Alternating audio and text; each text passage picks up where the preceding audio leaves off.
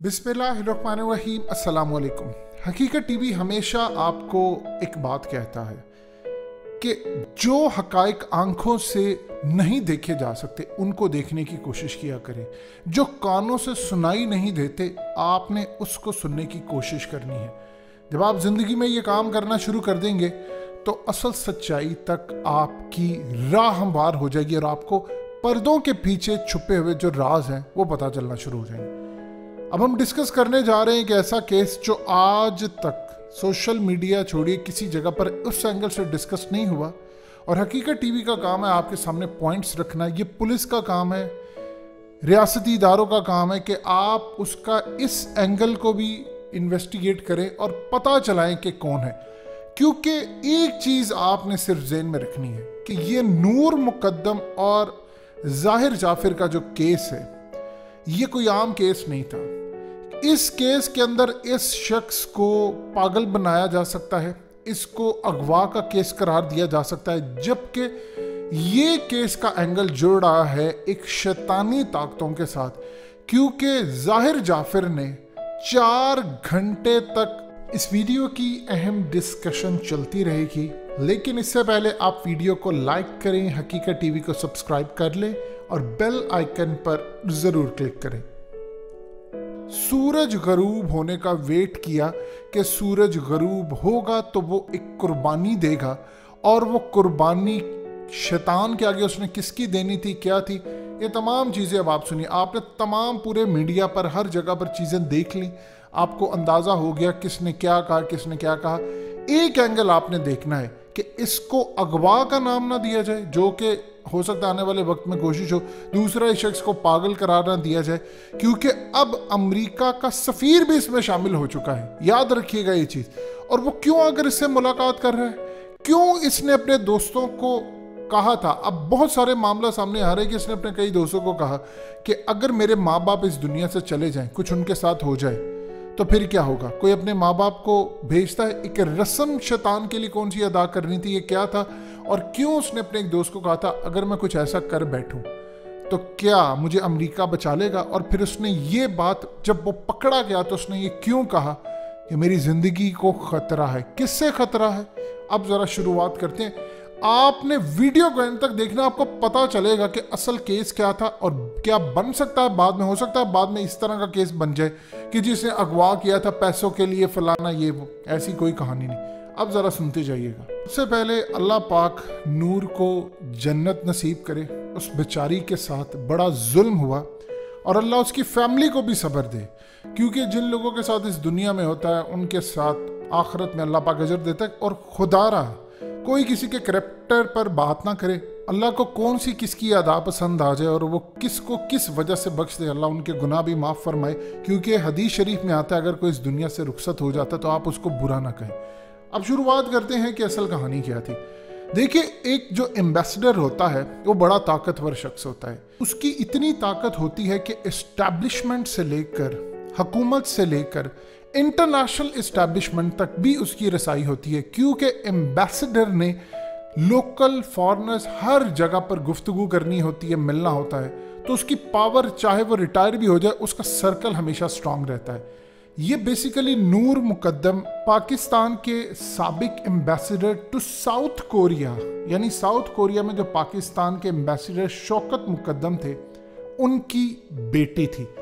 इसके साथ सूरत हाल कुछ इस तरह पेश आती है कि जाहिर जाफिर के साथ इनके ताल्लुकात थे, चाहे वो किसी भी तरह के ताल्लुकात हो, इस पर हम डिस्कस नहीं करना चाहते, ये किसी का पर्सनल मैटर है। लेकिन उनके ताल्लुकात इतने ज़्यादा थे कि आप ये वीडियो देख सकते हैं कि किसी की शादी के ऊपर ये दोनों कपल डांस कर रहे हैं, बड़े खुशी से रहते हैं, अच्छे तरीके से रहते हैं। और ये एक दूसरे के साथ इस लेवल पर मामला हो गया था कि वो शादी भी करना चाह रही थी और ये भी उनके साथ इन्वॉल्व थे। लेकिन मामला कुछ ऐसा सामने आता है कि इनके ताल्लुक इतना नहीं बिगड़ा होता कि इस शख्स ने पटक कर ये नूर मुकद्दम को ज़मीन पर मारे या उसका सर अलग कर दे धड़ से।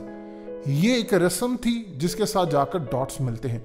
असल में सूरत हाल ये हुई है कि ये जो जाहिर जाफिर है, इसने टिकट करवा रखी थी अपनी और इसने अमेरिका चले जाना था।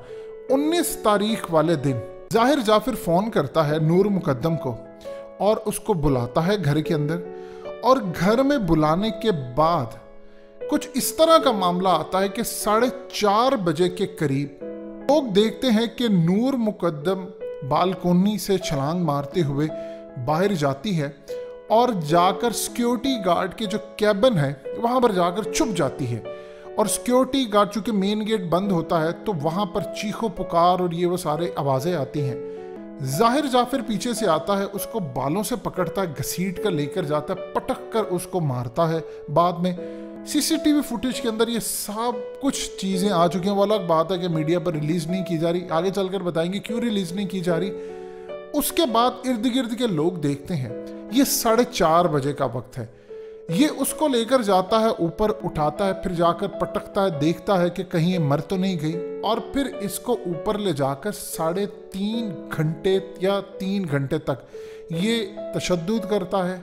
कंटिन्यूसली तो आप नहीं कर सकते, आप किस चीज़ का वेट कर रहे हैं। देखिए, किसी के साथ अगर किसी ने किसी को मारना होता है तो वो बस ये काम करके ख़त्म करके जाता है। आप 3 घंटे के इंतज़ार कर रहे होते हैं कि अभी कोई मोहल्ले से फ़ोन करेगा या सिक्योरिटी गार्ड वाला फ़ोन करेगा कि सर यहाँ पर कुछ होने वाला है या हालात इतने ख़राब हो गए हैं, कोई इसको इतना घसीट रहा, अगली जान बचाने के लिए जा रही, चीखें करेगी मुझे मारने वाला है, मुझे बचा लो, ये वो लोग सुनते और नहीं आते।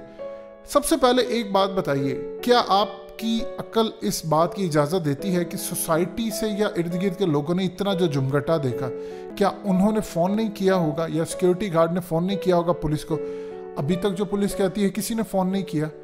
ये वो चीज़ें से सबसे पहले इन्वेस्टिगेट करने वाली है। अब क्या जाहिर जाफिर को इस बात का अंदाज़ा नहीं कि सारे लोगों ने देखा, मैं उसको पटक कर लेकर जा रहा हूँ, मार रहा हूँ, बालों से घसीट रहा हूँ और मामला इतने ख़राब है।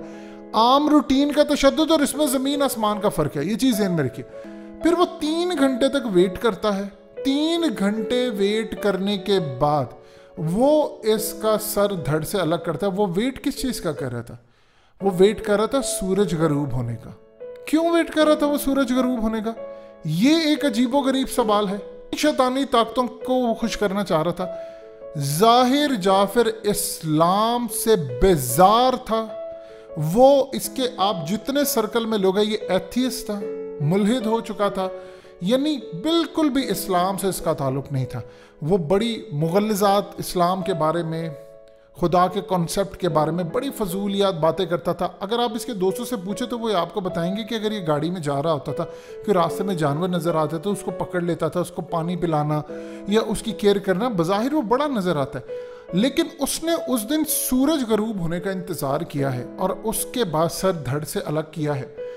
और ऐसी सूरत हाल पेश आती है कि वहाँ पर जो उसके मुलाजमीन थे, उन्होंने जाहिर के माँ बाप को कॉल की, वो आए और उन्होंने आकर किसी तरह पुलिस को इतला नहीं दी। उन्होंने आकर थेरेपी वालों को कॉल की, थेरेपी वर्क जो है वहाँ पर उनको कॉल की कि वो इसको लेकर जाएं, ताकि जो मामला सारा हो गया था इसको पागल करार दिया जाए। ये असल में प्लान था।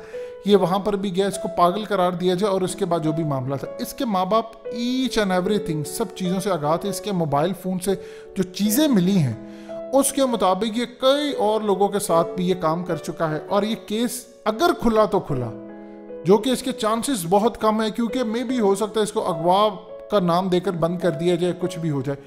अब इसकी सूरत हाल ये है कि इसने ईद पर कुर्बानी देनी थी। किसको खुश करने के लिए कुर्बानी देनी है कि इसने सूरज गरूब होने का इंतजार किया? पहले तो ये कहता रहा मैंने कुछ किया ही नहीं।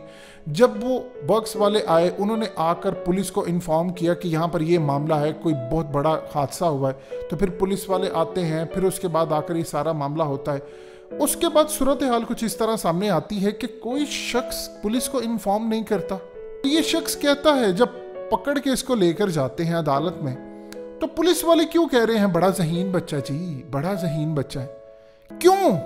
आप किसी आम शख्स को आप बताइए आपने मारना होता है तो आप उसके लिए क्या वेट करते हैं कि सूरज गरूब होगा और उसका मैं सर जो है वो धड़ से अलग करूंगा? तो एक कुर्बानी की रस्म अदा होगी शैतान के लिए। वो किसको ये करना चाह रहे? क्यों उसने ये रस्म अदा की? क्यों उसने 3.5 घंटे वेट किया जब ये मामला इतने खराब थे? वो अपनी जान बचाने के लिए भागी। क्यों पुलिस को किसी ने फ़ोन नहीं किया? अमेरिका की सफारत खाना एम्बेसी आकर इससे मुलाकात करती है और एक मुलाकात में पहले पुलिस बैठती है, बाद में पुलिस को निकाल दिया जाता है। क्यों? इसको फारिग कर दिया जाता है। और उसके बाद अब एम्बेसी कह रही है कि जी हम कोई ऐसा नहीं करते, अगर किसी ने कोई जुर्म किया तो हम किसी के मामले में नहीं आते, लेकिन एम्बेसी अपने सिटीजन्स को प्रोटेक्ट करती है। वो अमेरिका का शहरियत खाली नहीं था, वो तो डुअल नेशनल है। डुअल नेशनल का मतलब ये है कि वो पाकिस्तानी शहरियत भी रखता है, तो लिहाजा हम उसको यहाँ के कानून के मुताबिक ट्रीट करेंगे। आप क्या अपने शहरियों को दुनिया के अंदर इसी तरह बचाते हैं? क्या किसी पाकिस्तानी ने ये जुर्म अमेरिका में किया होता तो हमारे एम्बेसडर ये किसी की जरूरत ही उसे जाकर मिलता? कि क्लोज सर्कल के अंदर इसने अपने एक दोस्त को कॉल की और कहा कि अगर मेरे माँ बाप को कुछ हो जाए या वो इस दुनिया में ना रहें या उनको कोई कुछ कर दे तो क्या होगा, क्या कोई मामला ख़राब होगा। यानी वो अपने माँ बाप की भी मल्टीपल प्लानिंग कर रहा था। और इसके बाद उसने अपने एक और क्लोज फ्रेंड से पूछा और उसको कहा कि अगर मैं कोई यहाँ पर कुछ कर दूँ, किसी को मार दूँ या कुछ कर दूँ तो क्या अमेरिका मुझे बचा लेगा, एम्बेसी मुझे बचा लेगी? जब गिरफ्तार होता है तो ये रिपोर्टर्स को वहाँ से निकलते कहता है कि मेरी जान को ख़तरा है, शदीद ख़तरा है मेरी जान को।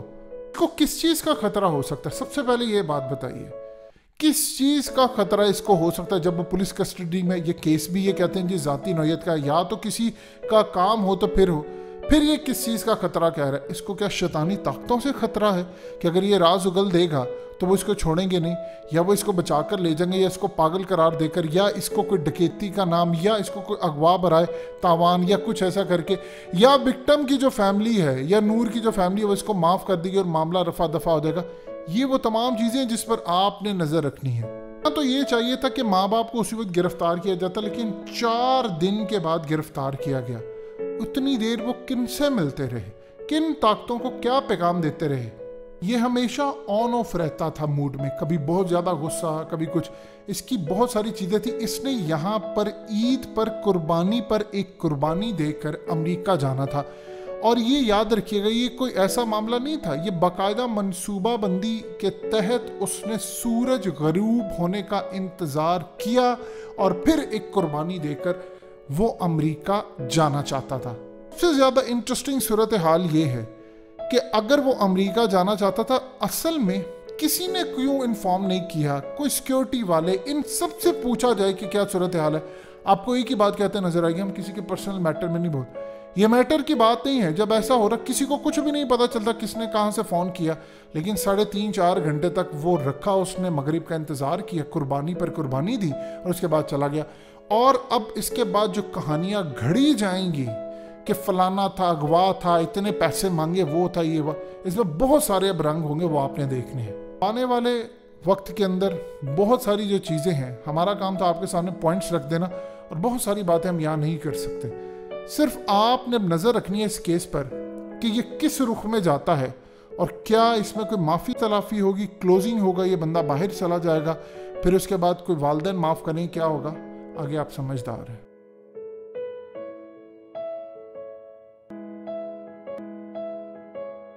हकीकत टीवी को सब्सक्राइब करना मत भूलें, वीडियो को लाइक करें, शेयर करें और कमेंट सेक्शन में अपनी राय का इजहार ज़रूर करें।